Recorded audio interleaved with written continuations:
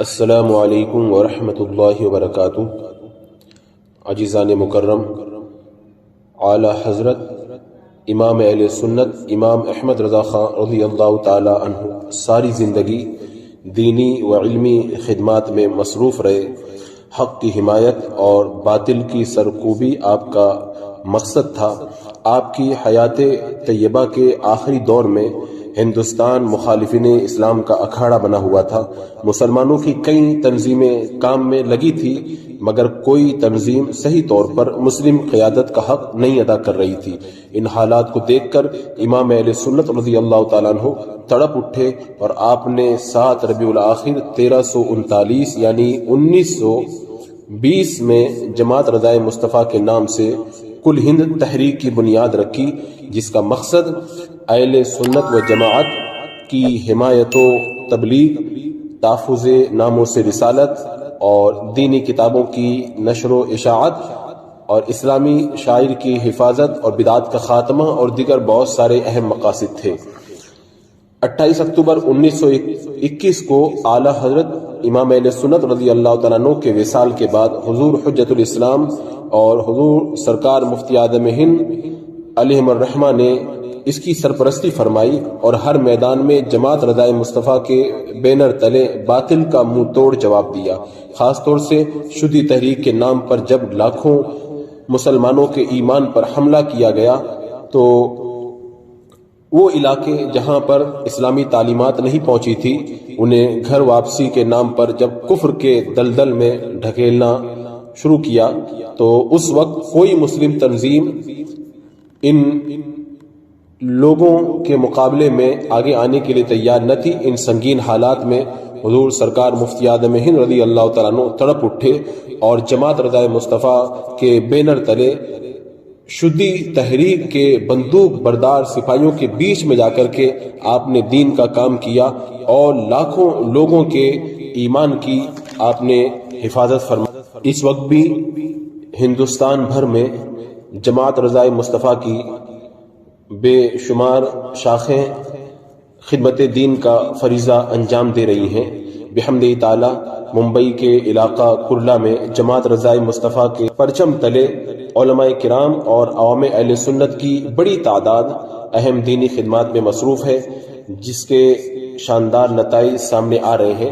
پچھلے چند دنوں سے کئی جگہوں پر مردوں اور عورتوں کی نوری محفلوں کا آغاز ہو چکا ہے اور کئی مقامات پر انشاءاللہ جلد ہی نوری محفلیں، فقہی مجالس اور تربیتی کیمپوں کا آغاز ہونے والا ہے۔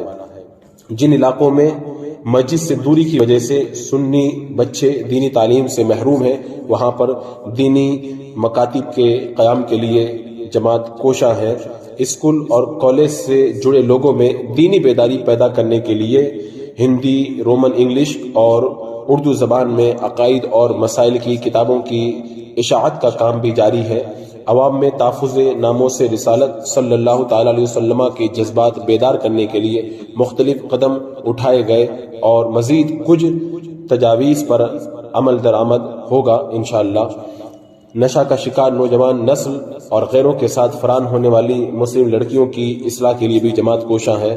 غیروں کے چنگل میں پھنس کر گمراہ ہونے والے لوگوں سے رابطہ کر کے ان پر مذہب اہل سنت و جماعت کی حقانیت کو واضح کیا جاتا ہے۔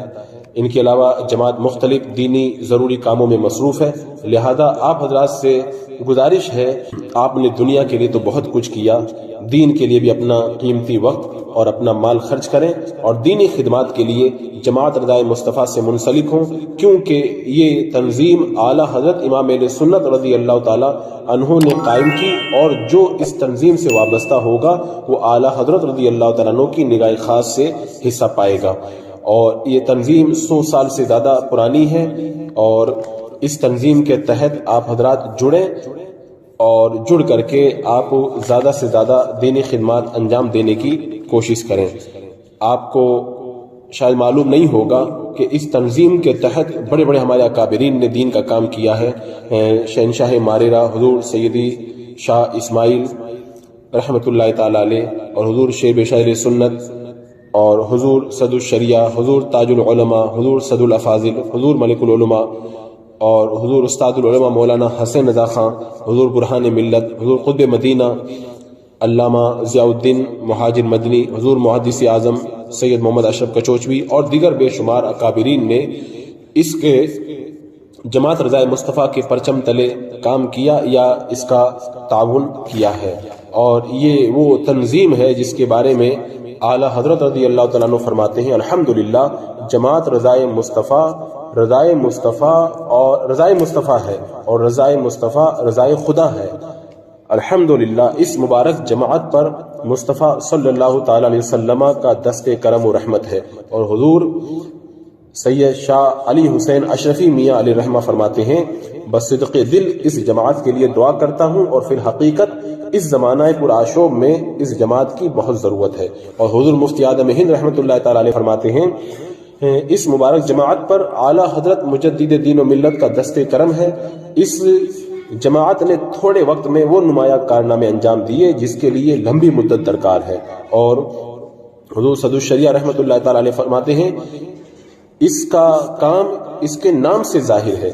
اس جماعت کو قائم ہوئے ابھی تھوڑا سا زمانہ ہوا ہے مگر جو کچھ اس تھوڑے سے وقت میں اس جماعت نے دینی خدمات انجام دی انہیں میں کیا بیان کروں. اور حضور شیر بشیر سنت رحمۃ اللہ تعالی علیہ فرماتے ہیں یہ مبارک جماعت حضور پر نور امام اہل سنت سیدنا اعلی حضرت رضی اللہ تعالیٰ عنہ کی پاک مقدس دعاؤں سے بہرہ مند ہے. جو اس کے مقابلے میں اٹھا وہ اوندہ گرا. تو عزیزان مکرم یہ جماعت بڑے اہم خدمات کو انجام دے رہی ہے. لہذا آپ حضرات جماعت رضائے مصطفیٰ سے جڑیں، اس کے لیے فارم پر کریں اور آپ کا یہ قدم آپ کے لیے توشہ آخرت بن جائے.